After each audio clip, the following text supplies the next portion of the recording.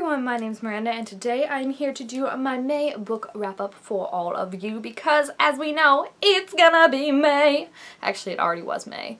That song is now obsolete for another 365 days. Sad face. Anyway, first up this month, I read Demigods and Magicians by Rick Riordan, whatever his last name is. It's a crossover story of 3 different little short stories, all collected into one big book of the Canes from the Red Pyramid series, the Chronicles of Cain. It's Sadie and Carter and Annabeth and Percy, and they're all meeting for the first time, and it was amazing and it was beautiful. It was fun to see Carter and Sadie back in action because we haven't been able to read a book from them since, like, what, 2013, 14, something like that, something crazy like that. So it was nice to see them and also see them in action with Percy and Annabeth. Continuing with the Percy Jackson theme, I then read Trials of Apollo, also by Rick Riordan. I did not learn how to pronounce his name in the last 10 seconds since I said it before.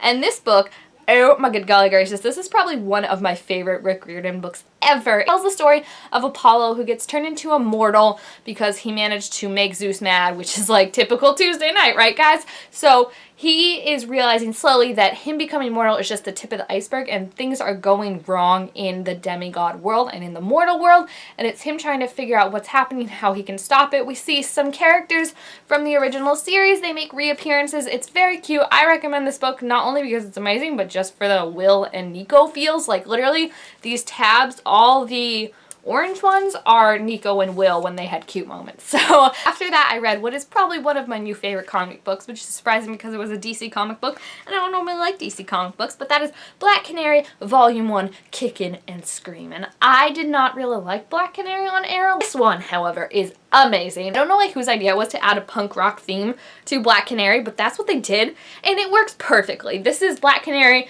after she's kind of given up her mantle, I guess. I don't know what happened previously in the story, but she is now part of a band. It's just so awesome, and like I said, the punk rock theme is perfect, so I would give this one 5 out of 5 stars, and I'm so excited to read Volume 2 whenever it will come out. And probably the weirdest book I read this month, but weird in like a really good way, like, you know, that kid who was like on to Harry Potter before everyone knew it was cool. Patience by, who is this by actually? It does not say, so feel free to Google that. This is really cool. It's a graphic novel kind of big comic book thing, and it's just so weird. I don't even know how to describe it without spoiling it, but it's about this one girl, Patience. It's about her life. It's got sci-fi elements to it. We're just going through different parts of her life. It's just really well drawn. It's really funny, and like I said, I've never really read anything like it before, so I would give it 5 out of 5 stars, and I definitely recommend it if you like things that are a little out there and different. After that, I read Kill the Boy Band by Goldie Moldavsky, whatever. I'm just making it sound like a drink now at this point, not even a name. This book I really, really wanted to read because it's supposed to be so different from the usual YA. Like, literally the back quote is, "This book is not game-changing, it is the game." And I have to say, for the most part, it didn't live up to that hype. It's about these girls that are obsessed with this One Direction-esque boy band, and they end up accidentally kidnapping one of the members, but it's the members that, like, no one likes. Then it goes from there. It gets really crazy, really dark, and it explores, I think, the darker side of fan culture and how an obsession can grow and how liking something can grow into an obsession that takes it too far. I feel like this book was just trying to be more edgy than it actually was, and it felt definitely unrealistic at points. Like, I wanted it to feel more like, okay, yeah, I could see how a fan could take it this far, whereas it just felt like this is ridiculously crazy.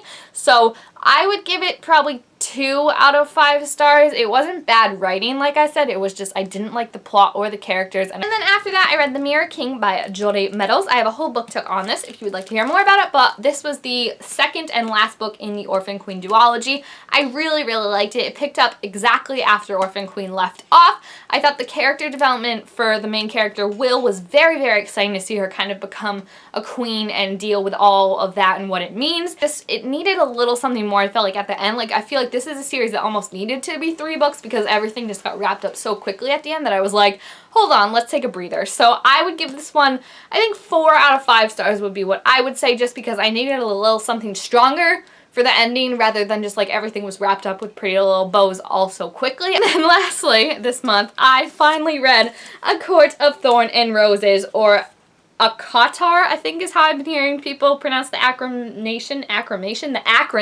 by Sarah J. Maas. This is a Beauty and the Beast retelling with fairies. It's pretty cool. I didn't read it before because I hate the main love interest, and I just like it, I don't know, like the fantasy world is cool, but like I'm just never a big fantasy person to me, especially when the names are like terribly hard to pronounce, because I have hard trouble like pronouncing normal names as it is. So like hard names, I'm just like, no thank you. It's actually a lot better than I thought. When I first read it last year, I thought I was only getting it like 2-3 stars, but when I finished it, I ended up giving it 4 out of 5 stars. It doesn't break the envelope, it doesn't break the mold. It's not going to be anything for me that's like life-changing or I can't put this down. I feel like the last 100 pages especially is where it all changed for me, and it got to be really, really cool. Like I wish the whole book had been like those 100 pages.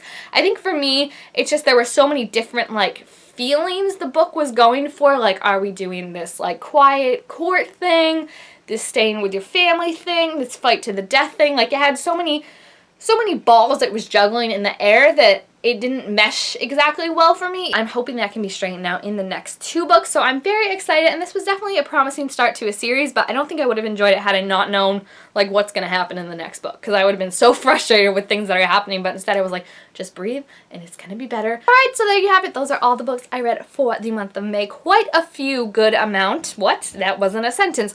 Quite a good amount of books I read in May, and I was very happy with what I could read, so I'm hoping to get more through my to-read pile in June now that I have time, and yeah, we'll see how it goes. So if you like this video, make sure to give it a thumbs up, and also subscribe to my channel down below to be told to make all sorts of new videos. Also, feel free to leave what you read in the month of May down below if you read any of these books or any really great or really awful books, and thank you guys all so much for watching. I'll see you next time. Bye!